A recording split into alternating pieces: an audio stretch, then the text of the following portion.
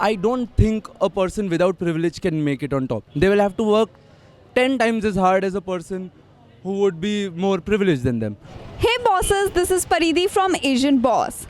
What we don't often hear in the mainstream media is the growing wealth gaps that are destroying the middle class all around the world. This is especially true for India, which has the third largest number of billionaires in the world after US and China. But did you know that the richest 1% of Indians own 40% of wealth in India? So, how do ordinary Indians feel about the wealth gap and the top 1%? And what do they think is the reason behind this growing trend? Let's hit the streets of Delhi to get some local insight. Today we just wanted to know how much does average Indian people make per month. So if you're comfortable, can we know how much you make per month or per year in INR? Around 25,000 per month minimum, and that multiplied by 12, whatever it is. Around 7 to 8 lakh INR per year. Actually, I'm a business developer at a crypto project. Plus, I'm a YouTuber and I'm an overseas counselor. Per year, I earn around 11 lakhs per annum. Mine would be around 7.5. So that's a very personal question, but I would say somewhere around 10 to 12 lakhs per annum. I'm actually working in an overseas industry where we actually help students to study abroad. So we help in their application process, we help in their visas. I don't often make money because I'm a student, but whatever internships I've done till now have earned me around 6,000-7,000 a month, around that range. I'm a student, so I don't make any money, but my household income is over 20 lakhs per annum. The average monthly salary would be lower. I think my household income would be in like the top 15 or 10% or 20%. Around about 2.5 lakhs. Okay, so and what do you do for a living? I am a doctor, eye surgeon. Would you say whatever you make is considered the average monthly salary in India? No, this is for the elite 5% of the Indians. And then what amount would you say is considered average? I think 3 lakhs per year would be an average. Might be even lesser than that. An average salary is around like 25,000 currently running, because I have been interviewing a lot of candidates in my sector. So would you say it is enough to get by, or are you still struggling? Actually, I'm a more investment-centric person. So I think it's not enough to buy me a property or buy me a car. For living, I'm making enough. There are people who are even surviving at 10,000 per month, which results in a package of 1.2 lakhs per annum. So if you are talking about the basic sustaining of the life, like your food and basic, very bare minimum necessities, that could be taken care of in 10,000 even. But if you want to go lavish or you try to explore the world, then there is no limit to it. India actually has the third highest number of billionaires in the world. And from the outside world, it might seem like everyone is relatively well off. So how serious do you think the issue of wealth inequality is in India at the moment? It's quite bad because a few people are, like hoarding wealth, but most people are struggling to get by, or poor people often get stuck in a vicious cycle of addiction also. So there's a lot of things that affect income inequality, and it's really bad in India. There is a very large inequality of wealth. Like, even as a student, I do think I have certain privileges that a lot of people cannot afford because my parents are slightly well off. I can own a good branded smartphone. I can choose to do a lot of things that a lot of people on a daily basis cannot do in India. A lot of people work for wages that are less than 100 rupees per day. And there are people who are forced to do work that they would never otherwise do just to earn that one meal a day. So yes, there is a large wealth inequality in India. And when I heard that India has the third largest number of billionaires, and then when I look at looking around us, then I do see that there is a stark difference between the people who are well off and people who are not. According to the recent report, the richest 1% of Indians own over 40% of the country's wealth. So what's your reaction to that? I'm stunned. I'm not, but it's just sad. I wish they gave some of their money to me. No reaction. I don't have anything. So what to say it? If I become a billionaire in the next morning, I wake up and say I'm a billionaire. It doesn't matter for me. I'm coming from a middle class family, so what? It's a byproduct of capitalism. I'm not saying that I support other systems more, but it's a flaw of capitalism that separates the workers from the means of production. So the wealth naturally gets accumulated in the hands of a few people, which are the capitalists. So it's shocking, and it shouldn't happen. I did already know this statistic. It actually increases quite a bit when you go to like the top 10% of Indians. They own around 60 to 70% of the country's wealth, just the top 10%. And the remaining 90% are forced to live on around 20 to 30% of the country's wealth. And that has been a statistic in India, I think, ever since its independence. It is their luck. They have been born in those families where they're already rich. So a rich person to take out more money is very easy for them. The richer are getting more richer. Oh, how do you think it is possible for someone to become that rich, to be in the top 1%? For example, there are a lot of self-made millionaires and billionaires in India, or is it all generational family wealth? See, I think almost 50% of them are generational. And startup scenario has just begun in India now. It wasn't there initially. It is definitely not all generational family, but there are people who have struggled and have worked really hard. And sometimes things work out. It takes a lot of hard work and planning just to get yourself to where some people are. So I think that's definitely not all generational wealth. Most people who are in the self-made billionaire category themselves have come from upper middle class backgrounds where they've been given access to the best education, they've had access to the best facilities in a lot of different fields. And because of this thing, there is their hard work and there is their dedication that has also been a role. But even then, there has been a generational backing where they could afford good education. They had a chance to do something. Would it be possible in India for any young person from a poor background but with a big dream to climb up the social ladder and become super wealthy just based on his or her hard work and dedication?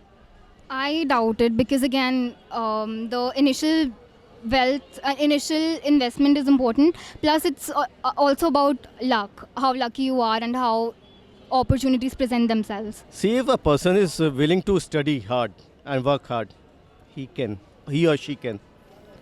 The thing is, this present generation, they want only shortcuts. They are not willing to put in the hard work. As far as I have my own opinion, you have to put in a lot of work, and then the destiny will take its course and you will definitely go wherever you want to go. And you have to have a set goals. I'm 28 years old and I see my cousins like 20 years old and 19 years old. They are not into the jobs. They want to do a startup and they want to hire someone who work for them. And I've seen that. Like one of my friend who is like just 19 years old and he's earning a lot of money. And he has adopted that culture. So now the younger generation, they have that business mind, I think. Gone are the days where people used to say, if you want to start your own business, you require $1 million or $2 million or maybe at least 1 lakh rupees. But nowadays, you can even start your own YouTube channel or whatever you want by either investing your time or investing a spare amount of money, I would say. And yes, that is actually possible. It is possible, but all the factors are against them. They will have to work 10 times as hard as a person who would be more privileged than them. 100 times more if someone has generational wealth backing them. So yes, a person who wants to start a company today and comes from a lower economic background will find it very difficult to raise the money, to raise the capitals to start the business. But a person who is the son of a wealthy industrialist would be gifted that business. So yes, I do think it is possible, but it is very difficult. So, do you have any personal stories you can share that might highlight the gap between how rich and the poor live? Like, do you get such direct contrast in the lifestyle in your everyday life? Absolutely. So my house help actually has a daughter who's of my age, and her lifestyle and my lifestyle would be very different. I might be able to talk like this, but she could hardly read. What I do right now and what she does right now is also one of the examples for the same. It's kind of sad that we have to see that on a daily basis, but it is how it is. See, I have seen people digging for food inside the dustbin.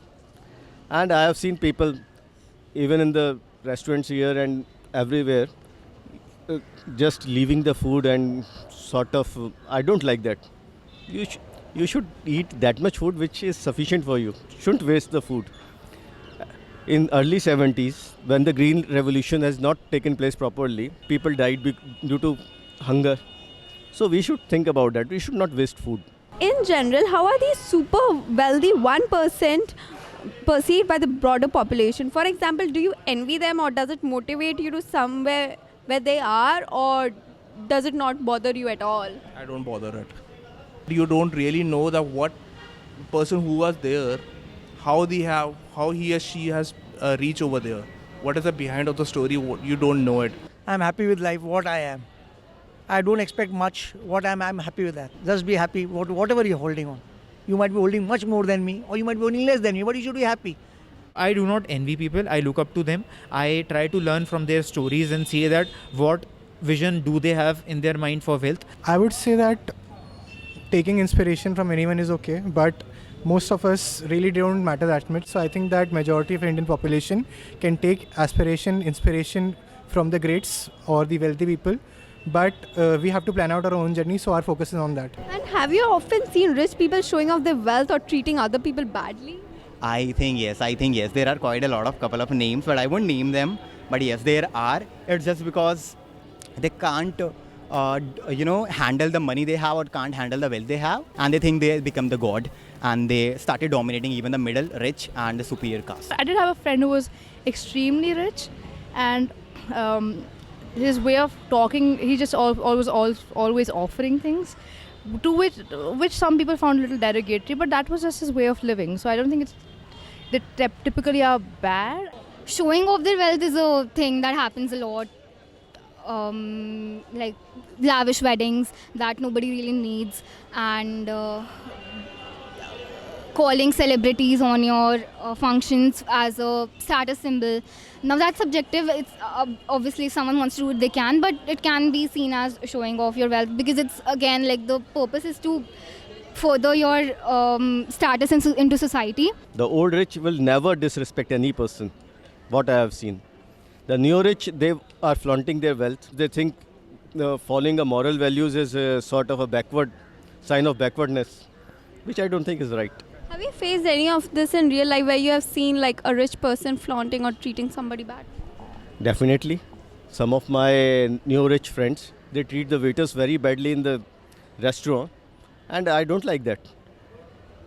That person is also earning an honest living, and he should be respected for his work. Any day given, I would not like my son to be a rich person. I would like him to be a generous person and a compassionate person. I think a person who is self-made millionaire or billionaire, I have not seen a single of them who is not humble, who likes to show up, because they don't have to show up. If I am not rich, then I have to show my car, I have to show my wallets, I have to show this. But rich person say, just search me on Google, you will get to know how much net worth I am. Yeah. Actually, they hide their wealth because of taxes. Because if they expose their wealth and how much they earn, so they have to pay more taxes. That is why the term is called black money in India. Rich people like to hide their wealth. Based on what you know, what do you think are the main factors contributing to such wide wealth inequality in India? Is there something particularly about Indian society that allows for this? Income inequality, we have a large span of population. So per capita GDP is much lower, and the resources we have is limited. In US, if you consider, there are short span of population and there are large amount of resources and their money they are making. So that's why it is happening. I think it is because of population. There is a high educational disparity as well. Lack of opportunity clearly is one of the stances when people who might be capable are not provided that platform, especially people who belong to the lower strata of the society. If you know India, you know there is a lot of caste-based discrimination. And if you look at that, then you will see that a lot of people from the lower castes cannot reach this status of a millionaire or a billionaire because of the lives they have led and because of the conditions they live in. They don't have access to a good education, they don't have access to good healthcare, they don't have access to good loans, they don't have a good credit score. Most of them don't even know what a credit score is. So in the financial world of the modern time, I don't think a person without privilege can make it on top. Like I have seen people who have got benefit of caste system, They have become IAS, doctors, professors, and all. And their kids are getting the prime sort of jobs and sort of reservation benefits, and not the poor or the deprived in the this lower caste people. That is the main problem. So obviously the issue of growing wealth inequality is a global issue, and one could argue that certain inequalities in capitalism cannot be avoided. So but who do you think can at least help reduce the gap? Is it the government or the rich people themselves? Not the rich people. The government maybe a little bit, but the rich people would never put themselves in a position where they're giving up their power. And we've seen this throughout history. It's the French Revolution, the unions, and it's the people. We cannot rely on the people who are holding the power to change the status quo. It's the people themselves. The gap presently can be started with a lot of government initiative into bettering the lives of people who do not have access to such necessities, I would say, like the internet, medicines, education, things like that. If the government can provide unrestricted access to everyone with these things, then I'm sure that there will be a slight tick up in the balance of equality of income. But even then it's going to take a long time, because capitalism is a system that is flawed and has a chance of creating massive income inequalities. At the end, we need to ensure that it is equitably distributed and not just a capitalistic and a company-wise gain only. Governments have to ensure that our institutions are strong, the regulations are being applied, all the labor laws that are actually have been laid out are in place and have functioning properly. I think that more and more education on the financial front should be provided, that how do you deal with your money. Now it's not just about earning, because earning is coming to India and will come to India like anything. Money will reign in India. This is what I think, being an analyst, and this is my view, and I strongly believe that this will happen for sure. Now the next very important point we need to address is that how do we use that money, or how do we put that money into work. We all are together. We all need to be uplifted for the development of the country or the world. So if we start thinking that way, that would really be beneficial.